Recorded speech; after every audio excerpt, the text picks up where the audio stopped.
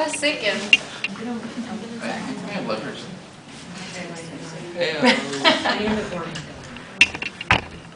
Okay. That's the problem I have. Okay. Yes, I will know, but still. So, have you ever known someone who needed an organ or who died because they couldn't get an organ in time? Well, that's a hot button issue that's in the United States right now because there's a shortage for organs. And a lot of people want to change the laws that govern who can donate an organ and how people get compensated for that. According to organdonor.gov, people are added every day to the list for needed an organ. About every 10 minutes there's a person being added. Right now there are about 120,000 people in need of an organ. And every day 79 people receive an organ, but there are also 18 people who die as a result of not getting their organ in time.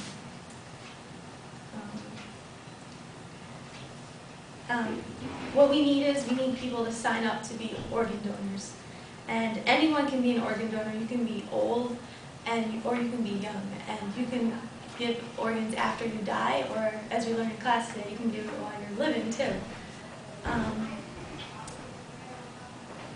About 100 million people are signed up to be organ donors today, but that's really only 1/3 of the total population of the United States. And if everyone who died in 2012 had signed up to be an organ donor, there wouldn't be a shortage of organs. The organs that can be donated are kidneys, liver, heart, lungs, pancreas, intestines, and the thymus. And there's also tissues that can be donated, which are bones, bone marrow, tendons, corneas, and skin, valves, and nerves. According to the New York Organ Donor Network, in 2012, about 28,000 people in the United States received organ transplants, and that's from both living and deceased donors. And the survival rate of an organ transplant is about 55 to 70%, and that's over a 5-year period. The reasons why I am so passionate about being an organ donor is because I've known people that have needed organs, and also when I was a senior in high school, a girl in my high school she died from a seizure. She was brain dead, and her family donated her body for science and also for her organs to be donated. And she saved 8 people's lives, and it just really impacted me a lot, so I thought because of that I would want to be an organ donor. And according to transparentliving.org, the risks for donating an organ while you're living are manageable. They can be severe, where you can die, but most of the time you really only need one kidney or part of your liver or part of an organ to actually survive. That's why we have so much, because it allows for compensation.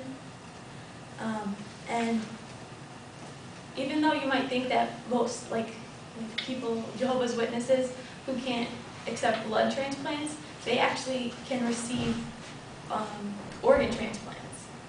And most other religions also accept organ transplants as a necessary thing for life, and they also see it as a gift from God. But with the blood transplant, with Jehovah's Witnesses, the one issue they have is all the blood has to be drained from the donor organ, and so it doesn't interact with the recipient. The law that regulates what the practice of giving organs is called the Uniform Anatomical Gift Act, and it was created in 1968. and it's now called NOTA.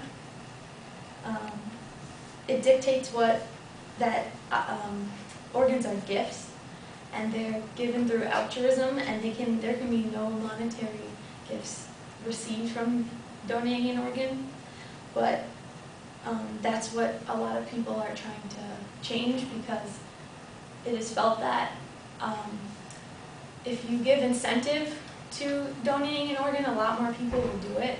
For example, James Cutler of Baylor University Medical Proceedings says that if you provide like monetary gain, like you get a certain percentage off of funeral costs, or you can donate a percentage to charity, and also there's also, if your family member needs an organ, their name will get bumped up to the top of the list, because the deceased family member donated to get an organ. And there's also another thing they want to try is, instead of making it an opt-in plan, you can do, it's an opt-out.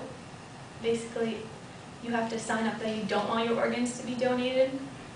And even though in some other countries you can sell your organs for money, and they have good success rates with that, there really is no proof that it will decrease the amount of deaths that are a result of organ failure. Of not receiving their organs in time. So that's really something they've been trying to figure out and possibly make it better for people.